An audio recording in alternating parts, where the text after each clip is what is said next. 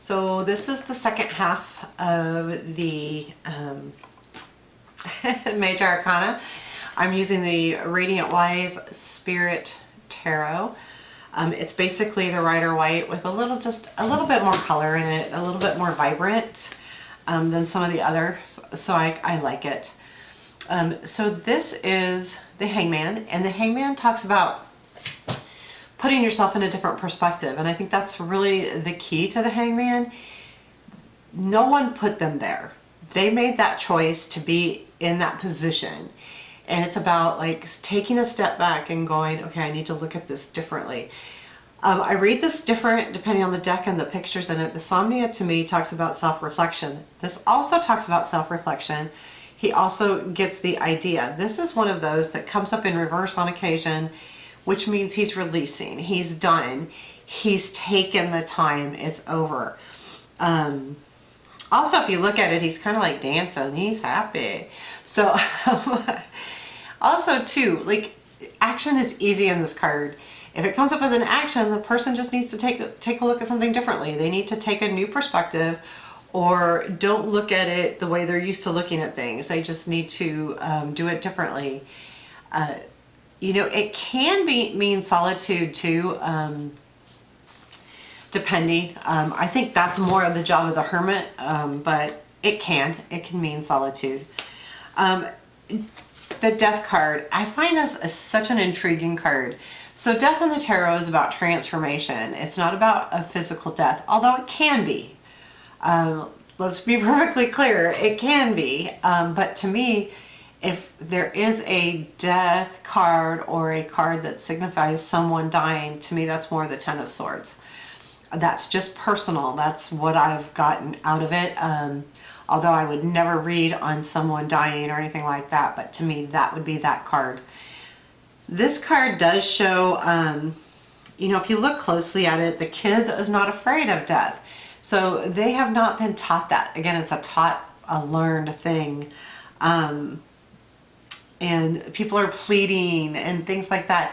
It's kind of odd because to me the picture in this Death card in Rider White does not appear to be as much transformation as, so the meaning is a transformation, a change, something dying to let room for something new. I just think that it actually in this picture shows death. Someone praying, please don't take me. The child not afraid of it. Someone lying dead on the ground. However, I don't look at that ever at all. I mean, to me, the Death card is, okay, so something has, so the way I see it too, to make room for something new, something has to go. Transformation, like the caterpillar to the butterfly. There's that time where the caterpillar's life does come to an end to create that butterfly. So it's something to think about. I believe if it comes up in an action, it's about letting something go, letting something die, making room for something new.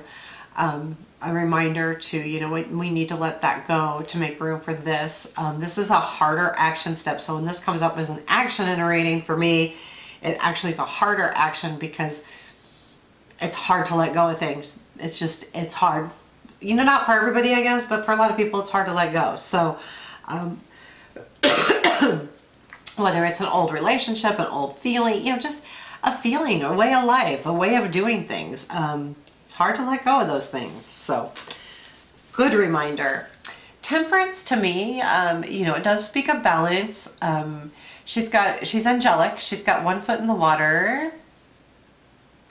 And she's mixing, like, it looks to me like she's going back and forth. In other words, balancing all of the things. I'm going to take this and I'm going to mix it up really well and get that total balance. From my understanding, this is an emotional balance thing, like, to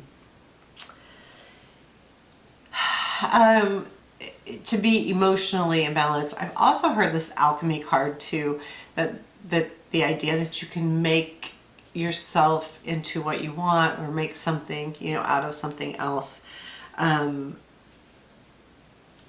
There is, to to me, there is an angelic feeling with this. This is another card though I have a hard time reading on occasion, because depending on the deck and the way it's used, because it can also, I mean, I've heard it mean addiction too, and I've heard it mean some not good things. I've actually had it come up as a person before in a reading. So, you know, it can mean so many different things, but when I see it, I see the balance. I see the sun in the background too. Like there is a path here to the sun behind her. But again, I'm reminded of the mixing back and forth. Also a reminder that sometimes, you know, you need to like look at both sides. You need to weigh your options, the mixing, right? So it's just, that's another thing it can be used for. Death is entrapment, man. Or the devil is about entrapment. It is about something, it's addiction, right? So addictions have us trapped. And they always do. And this can be all kinds of addictions. The first time I ever did a reading, well, not the first time I did a reading, but the first time I did a reading for someone I didn't know that well, this card was the basis of the reading. And when I said, oh my God, this is about an addiction, and then she didn't want to tell me because we worked together, and I don't think she wanted to tell me at first, but then she opened up, and it was an addiction, not her addiction, but someone else, you know, close to her. So, and when you work with people, you know, you don't want to, and who would have thought that we were just doing the reading for, you know, fun. Don't ever think that a reading is only going to be for fun, because we're gonna see the truths to things, and this is definitely addiction. They're chained together. The devil's in charge of them. Like basically, I think of, I mean, the chain tells us, speaks exactly of being addicted, chained to something. I do find it very interesting, and it's almost like the Lover's card, but instead of the angel above it, it's the devil. And that's really interesting to me when I start doing readings and really look at it. It's like, so what is that really telling us? Be careful, like, of your relationships, because you don't want to get in that addictive kind of relationship. But it can be anything. You know, again, and this is a reverse, it's a release of being tied to something. So actually, when that comes up in the reverse, it's kind of nice because it's the release of it. And keep in mind, you know, as we go through the major, it's a climb, right? So we just hit the addiction. Excuse me, I'm so sorry. This is something we're tied to, something we can't shake loose, right? What comes after that? It's the Tower. So when we can't shake loose of something, the universe steps in and gives us a Tower. And the Tower moment is all kinds of things. Now, I will say, Tower to me is not as scary as the Ten of Swords, but the Tower is about like a sudden change. I'm just gonna wipe this out, and you know, there's lightning, it's coming into the top. Here's the thing, when I look at the Tower, I am immediately drawn to how the people react to it, because that's the key with the Tower. We all are going to have moments in our lives where shit changes and things get wiped away, or we lose our job, or someone gets hurt or sick, or God forbid we lose someone. I mean, all of these things happen, and it's part of life. But to me, it's how you handle this Tower moment that speaks to how you will get along later on. So I'm always drawn to the people jumping. So the lightning comes in from the top. Now the Tower is supposed to be wiping it, leveling it from the bottom, but the lightning's coming in from the top. So do they panic and jump out the windows? Or maybe they're expecting the storm, I would say. There's a lot of times we think a Tower is sudden, and it's not as sudden as we probably think. There are definitely true sudden, oh my God, I didn't think that was going to happen. But there are some things that we consider a Tower moment that really, if we look back, we probably could have planned for them. But here nor there, when it strikes, do we have to jump out the window? Did we panic and jump out the window and make matters worse?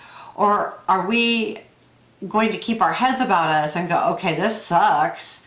My building's gonna tumble. Do I have time to get down the stairs, or do I really need to jump? Then it's a decision, and you know, you can put your best foot forward. When I see the Tower, I'm always reminded of that. Now again, too, when the Tower is upside down, I don't think of it as any more positive. To me, it's the end of it. The Tower moment happened, it's tumbled, but to me it's almost like the other way.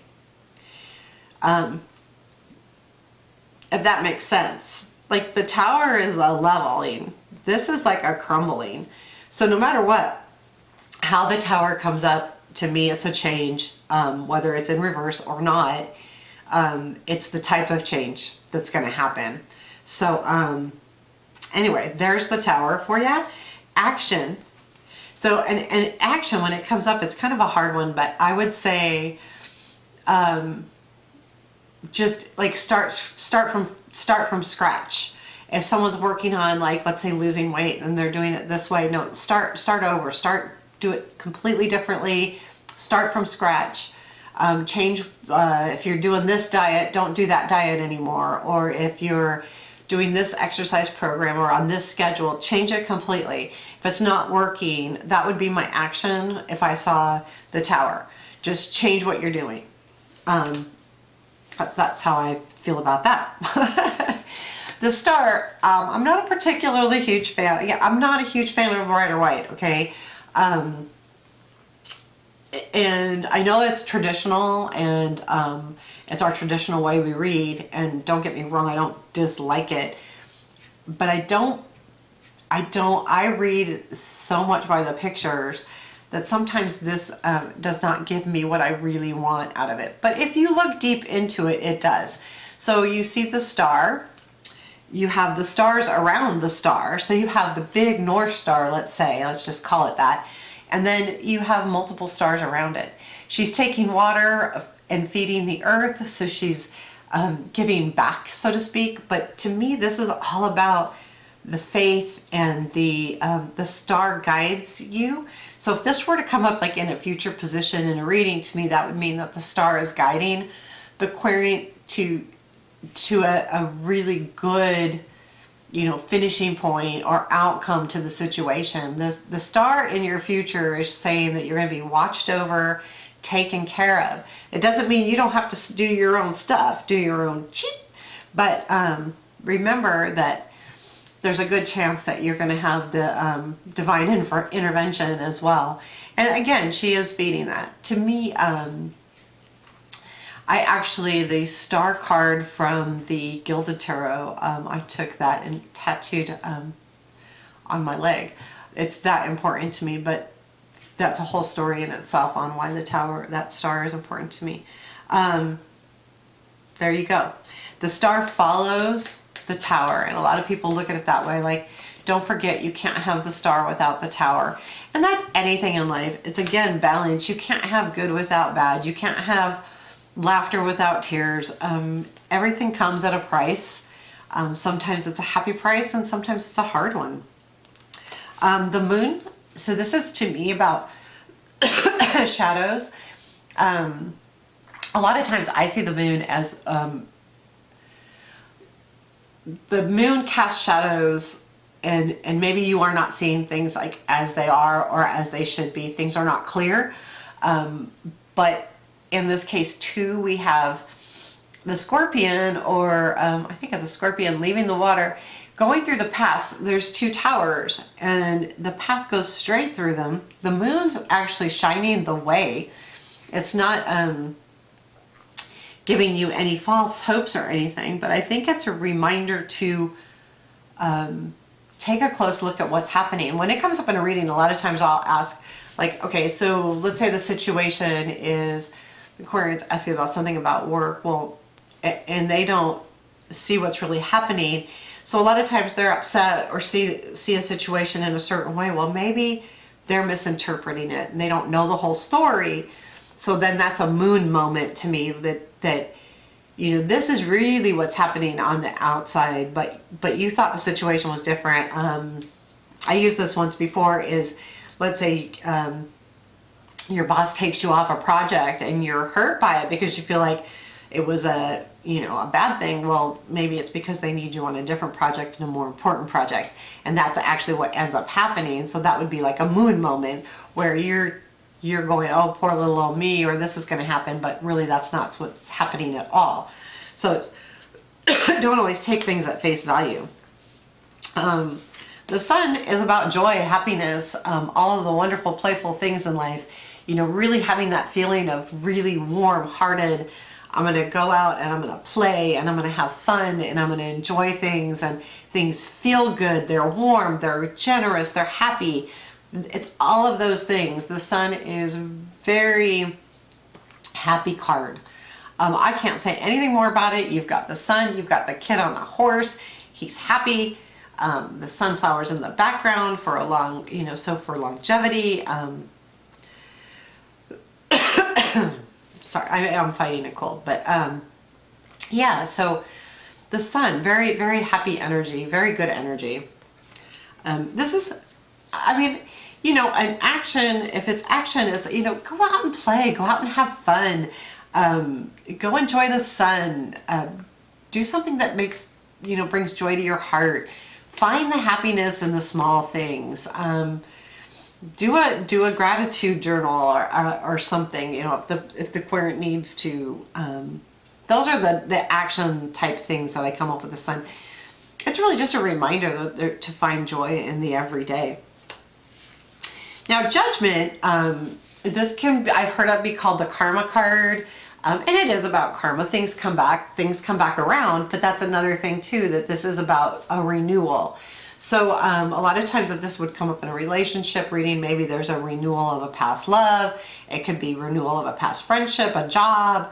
It could be just you feeling renewed. Maybe you were having a tough time, but then there's this feeling of rejoice. You're getting your old self back, so to speak. That's how I feel like the judgment is. It's really about renewal more than anything, but it is karma too. So depending on where it comes up in the reading, if it comes up in action, I feel like it's a reminder to find that thing that you need to be renewed, right? So instead of just yeah, find that piece of you that needs to be renewed, that needs to be brought back to life. Find that missing piece. What is that missing piece? Well, it might be a whole nother reading, right? But that might be what you see too. And also to appreciate what you have, because they're kind of looking up and saying thank you, you know, for this. I appreciate this. Yeah, so there you have it. That's judgment. And then we have the world, and the world is you know, everything coming together. So it's the last card of the Major Arcana, and it's really about success, making it through that whole journey. So when it comes up, that's what I feel like. It's the hard work along the way too. It's not just success. It's success that came at a price, a big price, because we had devils and towers, and we had lovers and chariots, and we've had all of these things, and we made it, and we made it well. And when it comes up and it's in a successful or a future position, this is going to be successful. It's not going to come easy. It's not going to just happen. You're going to work hard for it, but you will get what you deserve and what's important. So that's what I think of when I see the world. Almost in any deck, I just kind of go off of that, because to me, being the last card in the major, it speaks, just because of that, to me says something, that you've made it through everything. So this is a finishing card. It came at a price. We worked hard. We went through a lot to get here. And this is an important card to me. It's probably not the most victorious card, I don't think, in the deck, but it is the most, how do I want to put it? It's the most deserved. Like, this kind of victory is super deserved. So there you have it. Those are the majors. So this is video 2. I will continue and have each suit. Plus I will do the quartz on the separate one all on their own. Thanks.